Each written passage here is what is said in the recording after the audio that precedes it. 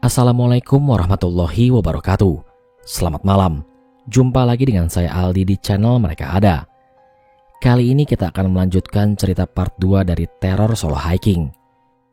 Namun bagi teman-teman yang belum menyimak cerita part 1 teror solo hiking di Gunung Slamet, agar menyimaknya terlebih dahulu, link cerita part 1 teror solo hiking di Gunung Slamet sudah saya taruh pada kolom deskripsi.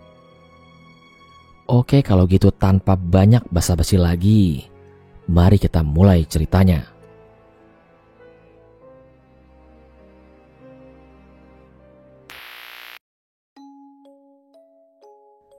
Gua kembali berjalan menyusuri jalur itu. Entah hari ini ada yang mendaki atau tidak. Semoga saja ada yang mendaki. Gua mencari tempat yang landai untuk beristirahat sebentar supaya bisa membuat kopi. Sejak makan di rumah kakek tadi, gua gak ngerokok sama sekali. Setelah ketemu tempat landai, gue langsung membuat kopi dan tak lupa mengeluarkan rokok dari kantung celana gue. Gue seruput kopi itu selagi masih hangat, sambil menghisap rokok. Saat duduk sedang menikmati kopi, terdengar suara telapak kaki dari arah bawah. Tak lama terlihat perempuan menggunakan kemeja merah, celana krim dan keril coklat. Tak salah lagi, itu yang semalam gue temuin di bawah. Entah dia manusia atau bukan, tapi sepertinya manusia. Tapi kok berani perempuan itu sendirian di tengah gunung seperti ini? Perempuan itu terlihat lumayan cantik, tapi juga percuma kalau cantik ternyata itu adalah demit. Ia kemudian menghampiri gua dan tiba-tiba berkata,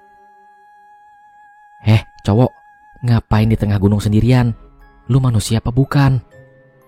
Dan tak salah lagi, cewek itu pasti manusia. "Gua manusia. Mana ada sih demit bisa ngerokok sambil ngopi begini?" Wanita itu pun seperti berpikir sesuatu. Entah apa yang ia pikirkan, gue juga gak tahu. Syukur deh kalau lu manusia. Gue pikir semalam lu itu demit, makanya gue langsung lari. Dan lu pun cuma duduk ngeliatin gue aja, terus lanjut ngopi. Ya gue makin curiga, masa pendaki ketemu pendaki gak saling sapa? Ya akhirnya gue lari aja. Enak aja. Yang ada gue yang mikir lu tuh semalam demit. Cewek jalan sendirian sehabis maghrib. Ya gue diemin aja. Buat apa gue sapa kalau ternyata lu itu demit?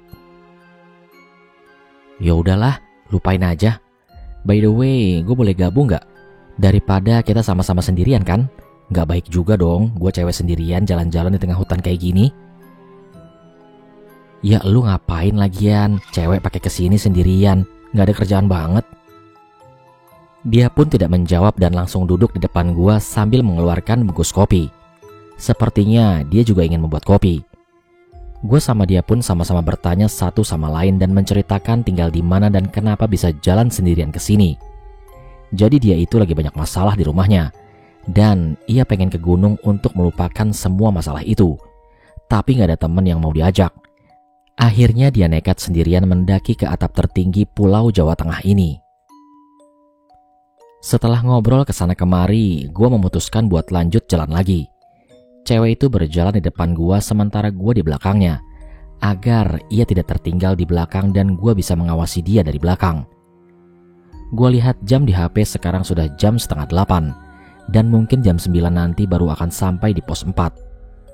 Setelah jalan dari tempat istirahat tadi, gue mulai sedikit tenang karena ada yang menemani. Tapi gue agak kurang yakin kalau dia itu manusia atau bukan. Karena di tengah hutan seperti ini sulit membedakan mana yang manusia asli atau bukan. Akhirnya gue jalan agak rapat sama dia dan gue mencubit lengan dia dengan agak sedikit keras. "Au, sakit. Ngapain sih nyubit-nyubit kayak gitu? Sakit tahu." "Ya maaf, gue cuma belum yakin aja kalau lu itu manusia, makanya gue cubit." "Ya tapi kan bisa pelan-pelan juga, Bambang." Iya, maaf. Ya udah, ayo jalan lagi. Jangan berhenti di sini."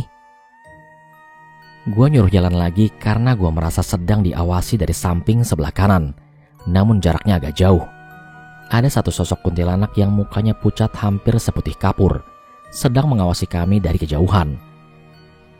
Jalan lagi sekitar 20 menitan, dan gua baru teringat. Aduh, bodoh banget ya gua.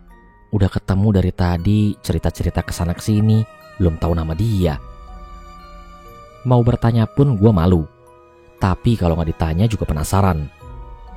Akhirnya gue memberanikan diri untuk bertanya ke dia. Gue langsung nepuk pundak dia dan dia langsung nengok dengan muka yang agak sedikit sinis. Apalagi? Lu belum percaya kalau gue manusia? Gimana biar lu percaya? Gue harus ngapain? Ayo ngomong. Galak amat jadi cewek. Gue cuma mau tanya siapa nama lu. Dari tadi kita ketemu, cerita kesana kesini, ngobrol bareng, tapi belum tahu nama kita sama sekali. Oh, iya. Nama gue Indira. Panggil aja gue Ara. Lah, nama Indira kok dipanggil Ara? Dapat dari mana tuh huruf A-nya di depan? Nyolong. Ya ampun nih cowok ngeselin banget deh. Pengen gue cubit lu. Apa gue gigit aja sekalian? Sebel banget gue. Waduh, serem amat. Jangan serem-serem dong, Ara. Namanya kan juga bercanda. Tapi kalau mau serius sih juga gak apa-apa. Alah, terserah lu aja deh. Ada ya cowok ngeselin kayak gini. Ya udah, nama lu siapa? Ya jelas ada lah, cowok seganteng ini. Nih, kenalin. Gue Firman Ari. Panggil aja Ari. Tapi jangan panggil sayang ya, nanti baper. Ah sial, nih cowok bisa-bisanya gombalin gue kayak gini. Dia pun langsung balik badan dan jalan kembali. Perjalanan kali ini treknya sudah semakin sulit. Dengan trek pasir dan dipenuhi akar yang melintang serta pohon-pohon yang sangat lebat. Hingga matahari kadang tak masuk menyinari tanah. Setelah jalan sekitar 40 menitan, akhirnya kami sampai di pos 4. Gue langsung menyuruh Ara untuk istirahat di sini dan membuat makanan. Gue segera membongkar keril dan mengeluarkan logistik gue yang berupa mie instan dan peralatan masak. Begitupun juga dengan Ara melakukan hal yang sama. Gila ya Luri, naik gunung cuman bawa mie instan, gak ada nasi atau apa gitu? Loh, emangnya kenapa?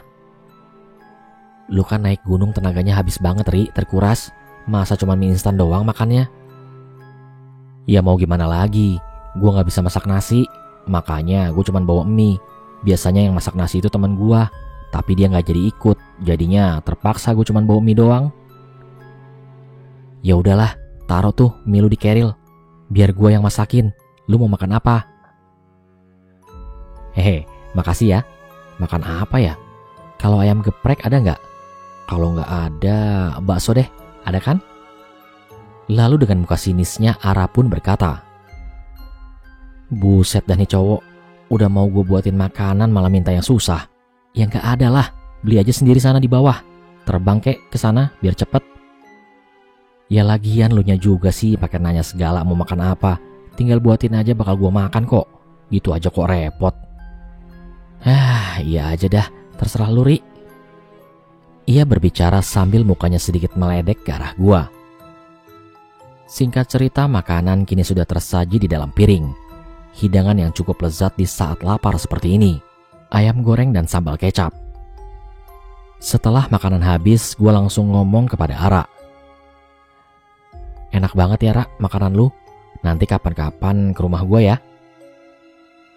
Loh, ngapain gue ke rumah lu? Mau gue jadiin tukang masak di rumah, biar bisa makan makanan enak terus tiap hari buatan lu. Kirain apa gitu, habis makan tiba-tiba langsung aja ke rumah. Taunya cuma dijadiin juru masak. Emangnya lu mau dijadiin apa? Istri gitu? Gua tahu nih. Apa jangan-jangan lu suka ya sama gua? Udah, ngaku aja. Kemudian sambil malu-malu Ara berkata, enggak lah. Sial, cantik juga nih cewek. Gumam gua dalam hati. Setelah selesai dengan semuanya, gue langsung menyuruh Ara memasukkan kembali barang-barangnya. Dan gue pun melakukan hal yang sama. Di sini gue menyuruh Ara untuk tetap menjaga jarak. Agar jarak kami tidak terlalu jauh. Karena kabut sudah mulai turun. Dan hati ini langsung merasa tidak enak. Gue lanjut jalan kembali dengan trek yang masih sama. Jalanan berpasir dan akar yang melintang. Di sini gue merasa banyak sekali yang mengawasi gue dari balik semak-semak dan kabut. Gue sedikit takut kali ini. Dan Ara juga sepertinya merasakan hal yang sama dikarenakan ia langsung merapatkan barisan dengan gue. Udah Ra, jalan aja, gak usah takut, ada gua.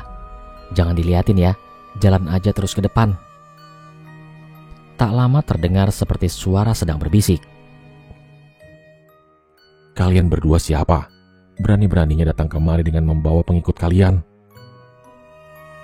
Lantas gua langsung bertanya dengan Ara.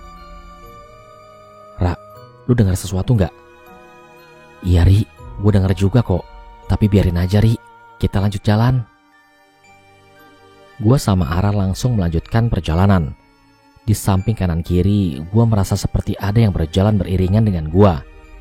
Namun setelah gue tengok nggak ada siapa-siapa. Tapi kenapa ada semak-semak yang bergoyang sendiri seperti habis dilewati seseorang. Alah, biarin aja lah. Yang penting gak ngeganggu lewat fisik. Gumam gue dalam hati. Tak beberapa lama gue berjalan, dari arah depan datang angin yang cukup kencang. Hingga membuat debu terbang sampai gue menutup mata dengan satu tangan. Dan tangan satunya lagi langsung memegangi baju Ara. Karena gue takut ini hanya tipu daya demit untuk memisahkan kami berdua. Karena jika seperti ini, tak salah lagi. Gerbang dimensi lain telah terbuka dan gue telah memasuki dimensi mereka. Jika gue gak memegang baju Ara dan Ara gak memegang tangan gue, mungkin kita berdua udah berada di tempat yang berbeda. Setelah angin dirasa hilang, gue langsung membuka mata. Dan betapa kagetnya gue. Gue dan Ara sekarang berada di tempat seperti zaman kerajaan. Dan sekarang kami berdua tengah berada tepat di tengah-tengah kerumunan orang yang sedang melakukan aktivitas. Ada yang berjual beli, ada yang menggunakan sistem barter, ada yang sedang membawa sayuran dan terlihat banyak rumah joglo di sini. Di situasi seperti ini, jujur gue merasa takut. Begitu juga dengan Ara. Kemudian ia dengan lirih berbicara kepada gue sambil memegang tangan gue agak kencang. Ri, gue takut. Ini di mana? Kenapa jadi ramai kayak gini? Udah Ra, lu tenang ya. Di sini lu jangan ngeliatin kalau lu takut. Bersikap biasa aja. Ini bukan dunia kita, Ra. Kita diperlihatkan kejadian zaman dahulu. Tapi jangan percaya, ini cuma tipu daya mereka. Yang penting lu di sini hati-hati. Jangan sampai menabrak orang di sini. Gua nggak pengen ada keributan dan membuat semua yang di sini fokus ke arah kita. Ara hanya mengangguk tanda paham sambil terus memegangi tangan gua. Gua mencoba menyuruh Ara jalan kembali dan tetap berpegangan tangan, biar dia merasa aman di dekat gua. Gua jalan terus lurus ke arah depan. Tapi setelah lama berjalan, sepertinya kampung ini tidak berujung.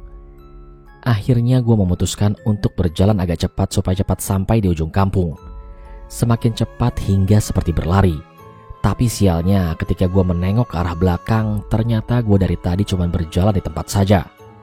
Begitu juga Ara yang terlihat jauh lebih kaget dari gue. Ia langsung terduduk lemas. Ri, kita udah lari dari tadi. Udah lama. Tapi kenapa kita masih di sini?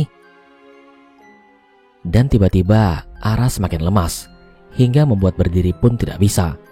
Tapi orang-orang di situ seakan tidak memperdulikan keadaan kami berdua. Di situasi seperti itu, gue hanya bisa meminta perlindungan kepada Allah. Dan gue memutuskan untuk menggendong Ara agar bisa keluar dari tempat ini. Serius, ini berat, benar-benar berat. Karena sama-sama membawa keril yang penuh dengan logistik dan peralatan. Gua berjalan pelan sambil menggendong Ara yang setengah sadar. Entah dia syok atau gimana, gue juga gak tahu. Sambil menggendong, gua ngomong kepada Ara. Ra, gue yakin lu kuat.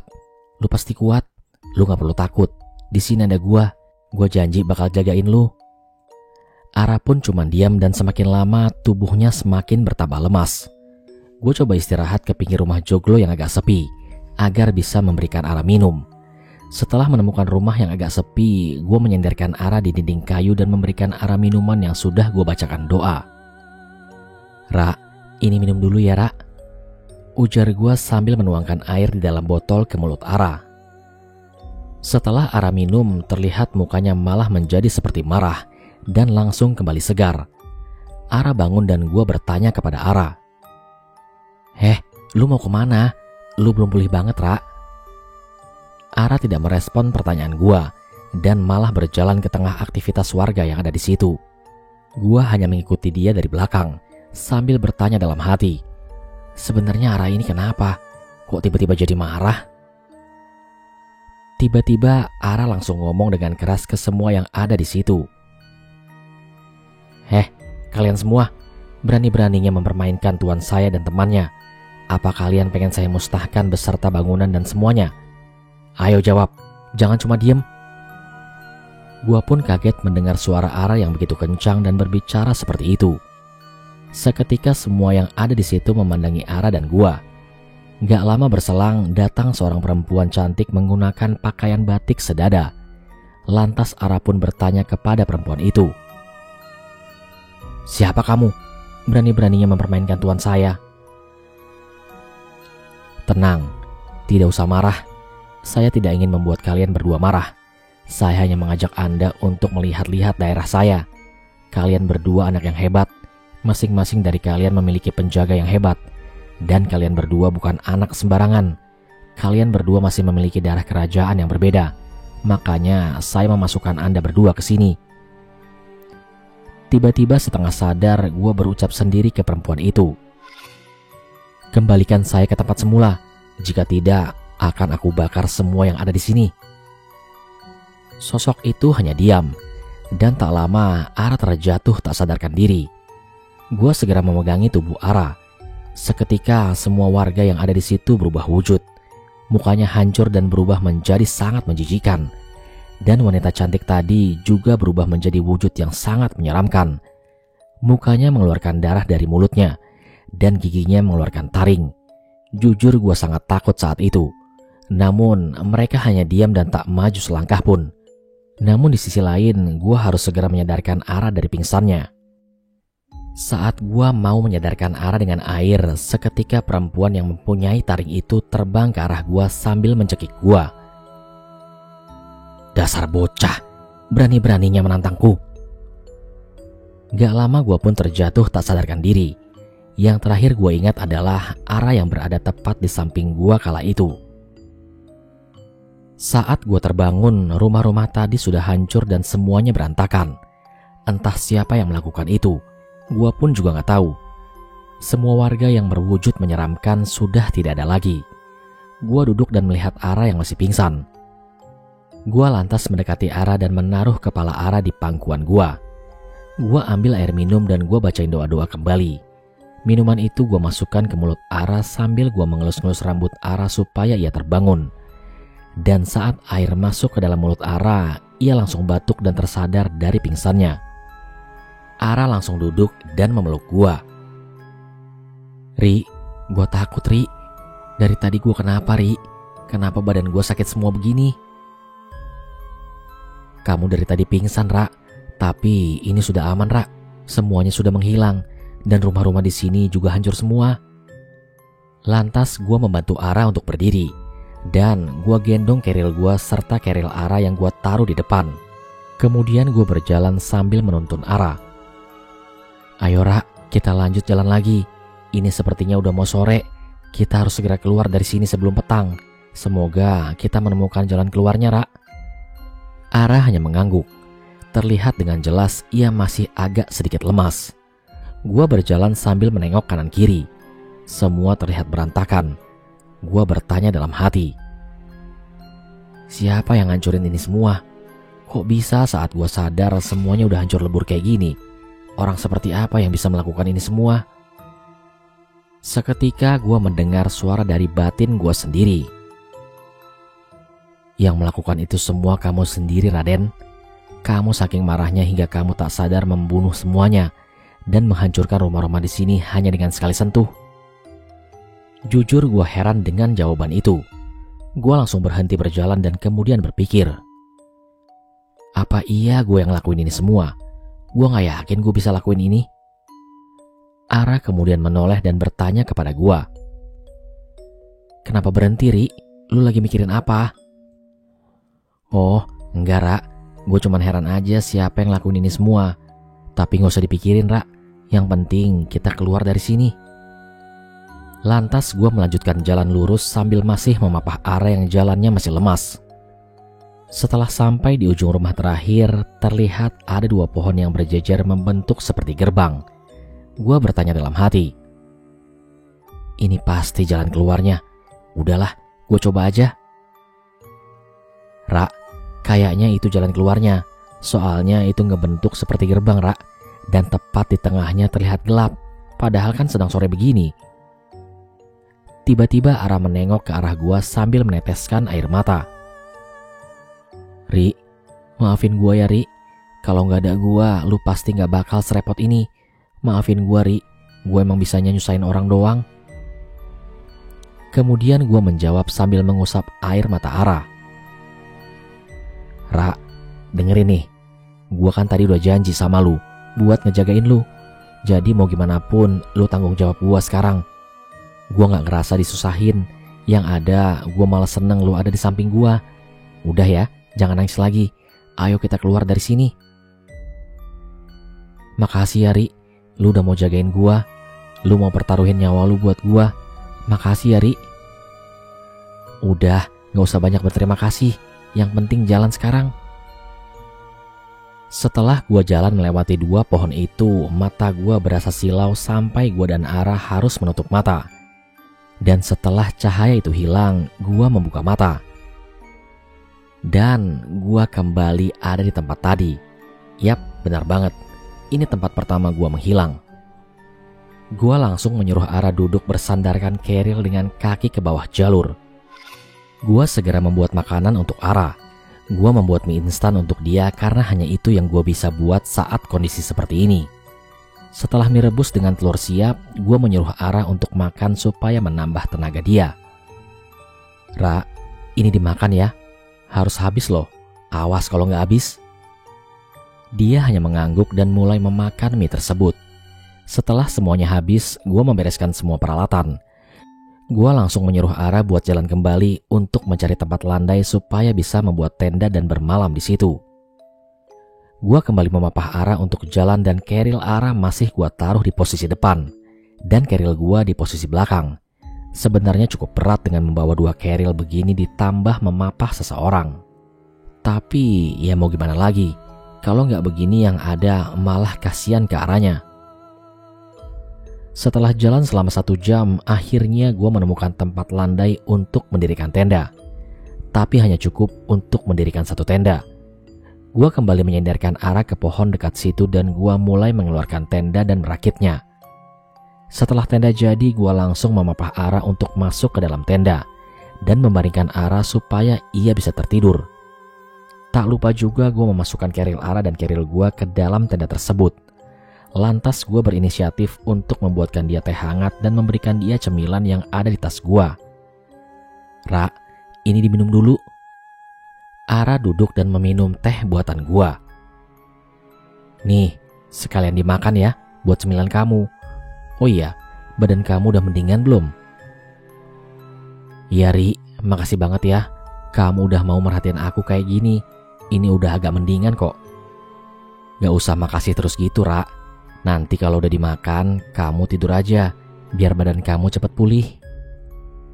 Gua langsung keluar tenda dan mencari kayu bakar tak jauh dari posisi tenda berdiri. Setelah kayu dirasa cukup, gua kembali ke tenda dan meletakkan kayu tersebut di depan tenda. Gua segera mengambil tayamum karena sejak zuhur tadi sampai asar gua belum sholat sama sekali. Selesai dengan kewajiban, gua masuk ke tenda dan melihat Ara yang tertidur. Di situ gua langsung mengambil sleeping bag untuk menyelimuti Ara. Gua keluar tenda lagi untuk membuat kopi dan menemani sore hari ini yang sebentar lagi menjelang maghrib. Kopi pun jadi dan rokok pun sudah ada di tangan. Tepat memasuki waktu maghrib, gua menjalani kewajiban gua. Dan setelah selesai, gue langsung membuat api unggun karena angin sudah mulai dingin. Setelah api unggun jadi, gue menghangatkan badan ini dan gak lama Ara pun keluar dari tenda. Kamu udah mendingan, Ra? Tanya gue pada Ara. Alhamdulillah, udah ini, udah enakan. Lalu Ara duduk di samping gue dan ikut menghangatkan badan. Gak lama ia menyandarkan kepalanya di bahu gue. Sungguh ini nyaman sekali. Dan ingin waktu ini diperlambat supaya bisa terus seperti ini. Ra, kita baru kenal tapi kok kayak udah kenal lama. Gumam gue dalam hati. Gak lama Ara ketiduran di bahu gue. Gua pandangin muka dia yang sepertinya kelelahan melewati ini semua. Ra, lu hebat bisa jalanin sejauh ini dan bisa berniat sendirian kesini. Jarang ada cewek kayak lu, Ra. Salut gua. Gumam gua kembali dalam hati. Malam kini semakin larut. Sekarang tepat jam 9 malam. Ara pun masih tertidur bersandar di bahu gua. Gua hanya memandangi bintang yang terlihat sangat dekat. Sesekali gua menambahkan kayu bakar agar api tak cepat padam. Malam ini sangat tenang. Tidak ada gangguan dari makhluk astral. Dan hanya ada suara binatang malam sebagai pemanis malam. Dan tiba-tiba Ara pun terbangun. Dia sedikit kaget karena tertidur saat bersandar di bahu gua. Ri, aku ketiduran ya? Maaf ya, habisnya capek banget Ri. Terus nyender di kamu saking nyamannya sampai ketiduran. Gak apa-apa Ra, santai aja. Kamu tidur nyenyak banget sampai gak gerak. Yang ada cuma suara napas kamu aja di kuping aku. Aku tidurnya lama ya Ri. Sekarang jam berapa? Gak lama kok Ra. Sekarang jam 9 lebih 20 menit. Gila, lama banget dong aku tidurnya. Dari sehabis maghrib sampai jam 9 begini. Emangnya kamu gak pegel apa disenderin aku begini? Udah gitu lama banget lagi tidurnya. Enggak kok Ra, gak pegel sama sekali. Malahan aku ngerasa nyaman aja di dekat kamu. Ari mah suka gombal begitu deh. Bukannya gombal Ra, tapi kenyataan. Kan kamu juga yang ngomong sendiri. Tadi pas nyender katanya nyaman banget sampai ketiduran. Ara kemudian tersenyum manis di depan gua. Duh, senyumnya jangan kayak gitu dong. Tak lama Ara pergi ke dalam tenda. Kemudian keluar tenda lagi dengan membawa peralatan masak. Ternyata ia ingin membuat kopi buat gua. Nih, kopi, biar nambah enak suasananya. Kamu itu ya, pengertian banget. Bisa tahu gitu kalau aku lagi pengen ngopi dari tadi. Ya tahulah, Ara gitu loh. Sebelum ngopi, gua dan Ara menjalankan kewajiban sholat isya dulu karena tertunda tadi. Selesai dengan kewajiban, gua dan Ara lanjut ngopi. Dan tepat jam 11 malam, gua sama Ara memutuskan masuk tenda untuk tidur. Malam yang indah ternyata cepet banget waktunya. Gumam gua dalam hati. Saat di dalam tenda, Ara pun bertanya. Oh iya Ri, ada jaket lagi nggak? Soalnya aku nggak bawa sleeping bag. Kayaknya sleeping bag aku muat deh untuk berdua. Tapi emang nggak apa-apa, soalnya aku nggak bawa jaket lagi Ra. Terserah kamu aja Ri, kalau kamu nggak apa-apa ya aku nggak apa-apa. Yang penting kan kita nggak macem-macem. Kalau kepepet ya mau gimana lagi. Akhirnya gua tidur dengan Ara sambil memakai sleeping bag yang sama. Ini kepepet ya guys. Gua nggak berniat macam-macam di sini. Gua kalau di gunung sangat menjaga tata krama, karena di atas langit masih ada langit. 3 jam kemudian gua terbangun dari tidur. Gua lihat jam di HP ini sudah jam 2 malam. Akhirnya gua memutuskan untuk keluar tenda menikmati kopi dan rokok kembali. Namun saat gua keluar, gak jauh di depan gua terlihat satu pocong tepat di bawah pohon. Pocong itu melihat gua dengan tatapan serius, tapi gua gak balas ngeliatnya. Karena mukanya itu hancur. Matanya cuma satu, itu pun hampir keluar. Mulutnya sobek sampai ke pipi. Di matanya yang bolong itu ada darah yang mengalir. Dan wajahnya sangat hitam. Sungguh jijik melihat pemandangan itu. Tapi gue mencoba untuk tidak memperdulikan dia. Selagi ia gak mendekat, ya gue akan aman. Karena kalau mendekat, gue harus segera masuk tenda. Karena pocong punya jurus penyembur seperti ular kobra. Kopi sudah jadi. Gue duduk di depan teras tenda sambil memandangi api unggun yang semakin mengecil. Terdengar suara tangisan perempuan yang sangat lirih dan sangat menyayat hati. Gue berpikir kalau suara itu kencang, mereka jauh dari kita. Tapi kalau suara itu lirih terdengarnya, maka mereka dekat dengan kita. Gue langsung mengambil headlamp dan menyorotkan ke segala arah. Dan akhirnya ketemu. Tepat di samping tenda di atas pohon, ada satu kuntilanak yang menangis sambil membelai rambutnya. Gua coba untuk mendekat dan bertanya kepada kuntilanak itu. Ngapain nangis di sini? Gua pengen tidur, nggak usah ganggu. Gua nggak mood buat ngurusin lu. Kuntilanak itu meminta tolong kepada gua. Raden, tolong Raden, saya nggak mau disiksa. Tolong saya Raden. Gua nggak bisa nolongin lu. Maaf nih ya, kalau gua nolongin lu dan lu malah ikut sampai rumah gua, ya berabe urusannya. Mending lu pergi aja deh, daripada nambah panjang. Gua nggak bisa nolongin lu. Akhirnya dia pun pergi dengan sekejap mata. Gua langsung duduk lagi di depan teras tenda sambil melanjutkan ngopi. Gak lama terdengar seperti hentakan kaki orang berjalan, tapi sepertinya kali ini agak banyak. Apa ada yang mendaki ya hari ini? Gumam gua kala itu. Dan setelah ditunggu, datanglah dari bawah 6 orang pendaki laki-laki. Kemudian gue mencoba untuk menyapa mereka. Naik mas. Sontak mereka semua berhenti dan menengok ke arah gue. Gue langsung kaget saat melihat muka mereka semuanya pucat. Dan mereka gak membawa tas sama sekali. Aduh, sial amat gue. Ini mah bukan pendaki. Pakai acara gue sapa lagi. Mereka semuanya terdiam dan melotot ke arah gue. Gua lalu memandangi muka mereka satu persatu. Barangkali mereka mau macam-macam sama gua. Jadi gua harus siap. Tapi tak lama mereka melanjutkan jalan kembali. Gua kemudian memutuskan untuk melanjutkan tidur supaya bisa terbangun jam 4 pagi. Gua pun masuk ke dalam tenda dan Ara masih tertidur dengan pulas. Gua setel alarm jam 4 pagi supaya bisa makan dan siap-siap. Lantas gue memakai kembali sleeping bag dan tidur di samping Ara. Dan gak butuh waktu lama, akhirnya gue kembali tertidur.